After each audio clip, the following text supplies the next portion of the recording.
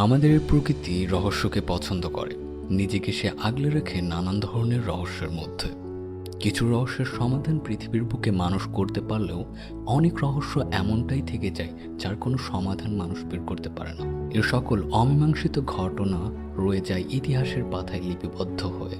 আজকের ভিডিওতে থাকছে এমনই 5টি অমীমাংসিত ঘটনা যার কোনো সঠিক ব্যাখ্যা বা সঠিক প্রশ্নের উত্তর বিজ্ঞানীরা দিতে পারেনি। ক্রিপ্টিক জার্নি ইউটিউব চ্যানেলে সবাইকে স্বাগতম। আমি আছি এমডি তানভীর আহমদ। চলুন শুরু করি আজকের ভিডিও।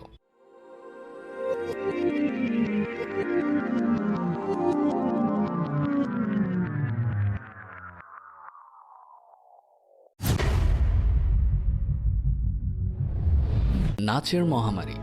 1518 সালে জুলাই মাসের ঘটনা। মিসেস ক্রোফেয়া নামে এক নারী হঠাৎ নাচতে শুরু করেন।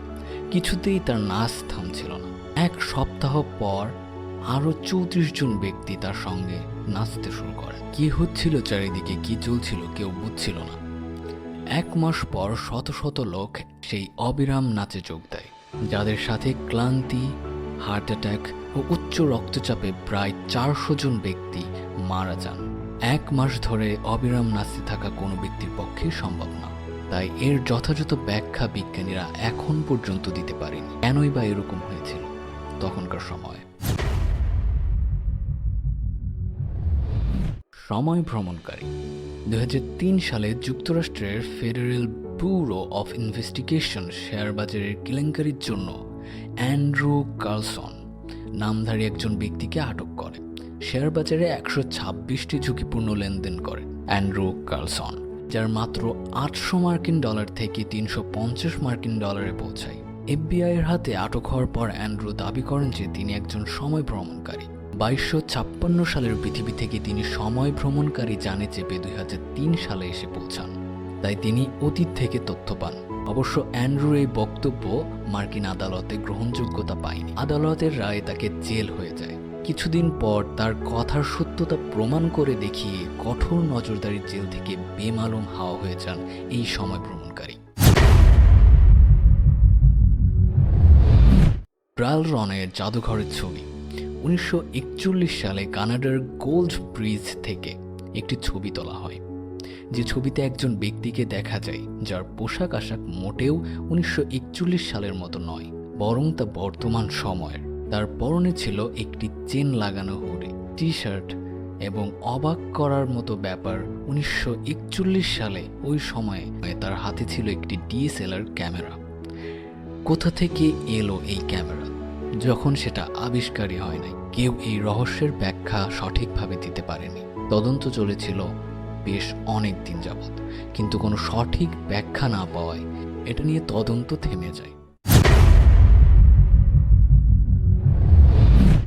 হিমায়িত বালিকা। হলিউডের ফ্রোজেন চলচ্চিত্রের এলসা এবং আন্নাকে নিশ্চয়ই ভুলে যাননি। এলসার কারণে বরফে জমে যাওয়া আন্নাকে ভালোবাসা দিয়ে সারিয়ে তোলা হয়। এবার বাস্তবে আন্নাকে খুঁজে পাওয়া গেছে। নাম জিন হেলিয়ার্ড। ঘটনাটা ঘটেছে 1980 সালের 20 ডিসেম্বর।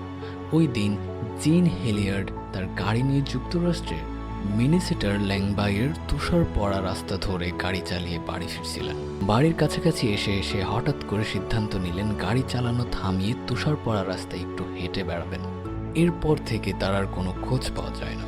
পরবর্তীতে অনেক খোঁজাখুঁজি করার পর যখন তার বাড়ির লোকেরা তাকে খুঁজে পায়, তখন তিনি অচেতন অবস্থায় 6 ঘন্টা ধরে তুষার পড়া রাস্তায় পড়েছিলেন। সে সময় তাপমাত্রা ছিল -22 ডিগ্রি সেলসিয়াস। ফারেনহাইটে যা হিসাব করলে দাঁড়ায় -7.6 ফারেনহাইট। যখন তাকে হাসপাতালে নেওয়া হয় তখন তার মধ্যে বেঁচে থাকার কোনো লক্ষণ ছিল না। তুষারে থাকতে থাকতে তার চামড়া এতটাই শক্ত হয়ে গিয়েছিল যে শরীরে ইঞ্জেকশন দিতে পারছিলেন না চিকিৎসকেরা। সবাই ভেবেছিলেন জিন মারা গিয়েছে, কিন্তু সবাইকে অবাক করে দিয়ে 3 দিন বাদে হাত পা নাড়তে শুরু করেছিলেন জিন। 6 সপ্তাহ পরে সবার চোখের সামনে দিয়ে দিব্যি হেঁটে বাসায় ফিরেছেন জিন হেলিওয়ার্ড। এবার আমরা চলে যাব আমাদের সব থেকে শেষ রহস্যময় ঘটনার দিকে। এখন পর্যন্ত যারা আমাদের চ্যানেলটি সাবস্ক্রাইব করেননি তারা অবশ্যই চ্যানেলটিকে সাবস্ক্রাইব করবেন এবং লাইক এবং কমেন্ট করতে ভুলবেন না। আমাদের সবথেকে শেষ রহস্যময় ঘটনাটির নাম হলো বৃষ্টি মানব। 1983 সালের কথা। যুক্তরাষ্ট্রের পেনসিলভেনিয়ার স্টার্কবার্গ নিবাসী ডন ডেকার তার দাদা সম্প্রতি গত হয়েছেন।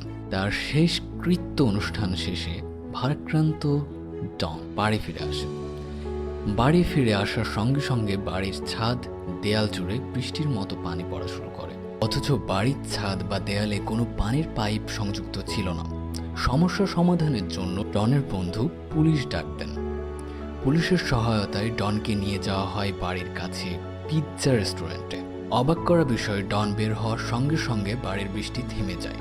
ডনের বন্ধু ও পুলিশ আরও অবাক হয় যখন তারা দেখতে পায় পিৎজার রেস্টুরেন্টে ডনের ঢোকার সঙ্গে সঙ্গে সেখানকার দেয়াল ও ছাদ জুড়ে বৃষ্টি শুরু হয়েছে।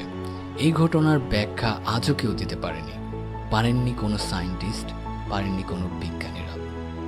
আজকের ভিডিওটি কেমন হয়েছে অবশ্যই কমেন্ট করে জানাতে ভুলবেন না, এবং যারা সাবস্ক্রাইব করেননি আমাদের ক্রিপ্টিক জার্নি ইউটিউব চ্যানেলটি সকলে সাবস্ক্রাইব করবেন।